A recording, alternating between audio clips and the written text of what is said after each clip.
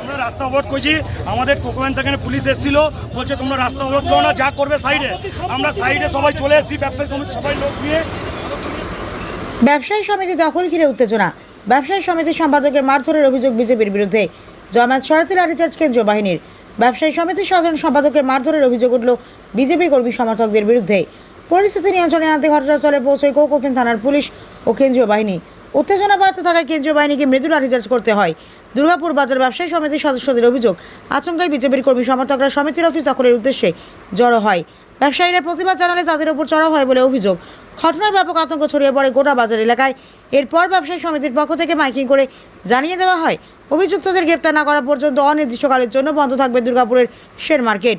দুর্গাপুর বাজার ব্যবসায়ী সমিতির সাধারণ সম্পাদক সাহার অভিযোগ, বিজেপিকে আমরা ভোট দিয়ে নিয়ে এলাম, এখন ওরাই আমাদের উপর প্রভাব খাটাচ্ছে।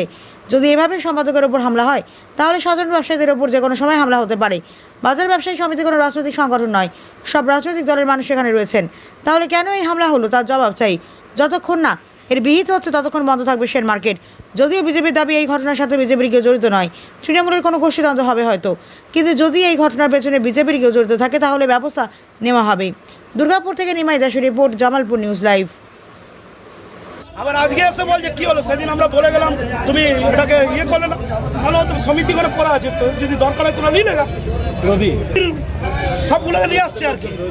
কত বড় নেতা হয়েছে, আজকে এসে কি করলো? আজকে এসে হট করা। আমি বললাম এটা আমি ডিসিশন নিতে পারি না, এটা ব্যবসাদার আছে, দোকানদার, এখানে 400 দোকানদার ডিসিশন নেবে, সমিতি কে নেবে? তোর যদি এমার্জেন্সি নেবার আছে তো নেগা, সমিতি তো পড়ে আছে, যে ঝান্ডা লাগা, ঝান্ডা লাগিয়ে তোরা দখল কর, কে মানা করছে? তা ফটাফট গায়ে হাত দিয়ে দিলাম। আর এগুলো ডিসিশন মিলল না,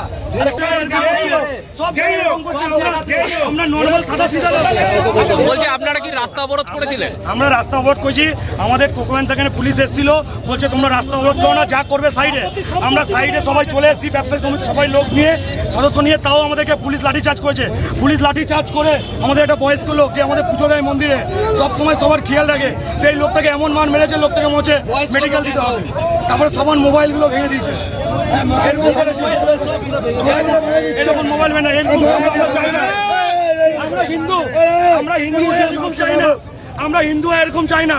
এইটা আমি জানো যেন শুভেন্দু অধিকারীর কাছে পৌঁছায়, যেন আমরা হিন্দু হয়ে এটা চাই না।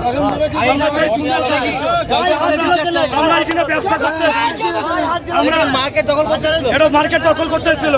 আমরা বাবা মারা ছেলে, আমরা ঘরে নিয়ে যাই, তারপরে আমাদের ঘরে রান্না চলে, ঠিক আছে? আমরা যাই না যে ব্যবসায়ী সমিতি দখল হয়ে যাক, আমাদের ব্যবসাটা খারাপ করে। বিজেপি ছেলেরা তারপর মুখ ঢাকা নিয়ে এসছে, বড় বড় লাঠি নিয়ে এসেছিল, ঠিক আছে? এই নিয়ে আমাদেরকে আঘাত করতে এসেছিল। এই সমিতিটা কি কোনো রাজনৈতিক অফিস নাকি? কোনো রাজনীতি আগে কোনোদিনও না।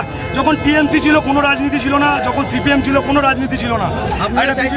আমরা চাইছি যেন যারা এইসব করছে তাদেরকে সুবিচার করতে হবে। কি নাম আপনার?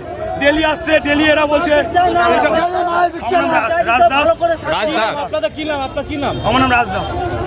কিন্তু এইটা আপনি দেখুন, মাননীয় মুখ্যমন্ত্রীর কাছে আমার একটাই অনুরোধ, আপনি এটা দেখুন। আমরা দিন আনি দিন খাই, এরকম করলে তাহলে আমরা ব্যবসায় করতে পারবো না।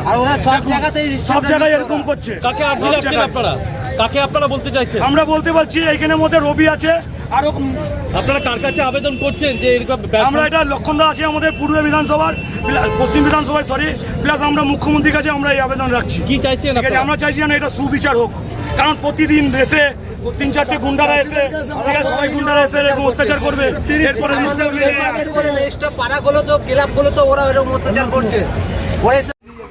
আমি খবর পেয়েছি, আমি দেখলাম, পুলিশকে পাঠানো হয়েছে। ওখানে আগেও পুলিশকে বলেছি, আজও পুলিশকে বলেছি, দুর্গাপুরের কোনো এই ধরনের অশান্তি আমরা বরদাস্ত করব না, যে ব্যক্তি হোক না কেন। এই যে তৃণমূলের এখন লোক বুঝিয়ে সেজে করে আক্রমণ করছেন, ঝুঁটিমালা করছেন, আগেও ব্যবস্থা গ্রহণ করেছি, আগেও অ্যারেস্ট হয়েছে। আমি চিঠি দিয়েছিলাম পুলিশকে, বলছি পুলিশ আপনি আমাকে নিরপেক্ষভাবে কাজ করুন, আর রং দেখবেন না, কে বিজেপি, কে তৃণমূল, কে সিপিএম। অন্যায় করলে তারপরে অ্যারেস্ট করুন, আপনারা আপনি করুন, আমাদের পার্টির পক্ষ থেকে কেউ তাকে সহায়তা করবেন। যে ঘটনা ঘটেছে আমি ব্যবসায়ীর কাছে বলবো, আমি যাচ্ছি ভেরিফিকেশনে তদন্ত করার জন্য, কী ঘটনা ঘটেছে। ব্যবসায়ীকে বলবো ব্যবসায়ী বন্ধ না রেখে পরে, ব্যবসায়ী যেন মানুষের ক্ষতি না হয়, এলাকার যেন সমস্যা না হয়, আমাদের ব্যবসাটা খুলুন, সবাইকে আমি অনুরোধ করবো। এবং প্রয়োজন যাচ্ছি ওখানে, যে দেখে পরে যে পুলিশ ব্যবস্থা গ্রহণ করে, তারাই যখন জড়িত আছে পুলিশের কাজ করুক, ক্ষতি দেখুক, তার কাজ করুক, আমাদের কেউ ওখানে হস্তক্ষেপ করবে না। আমরা এইটা বরস্ত করবো না।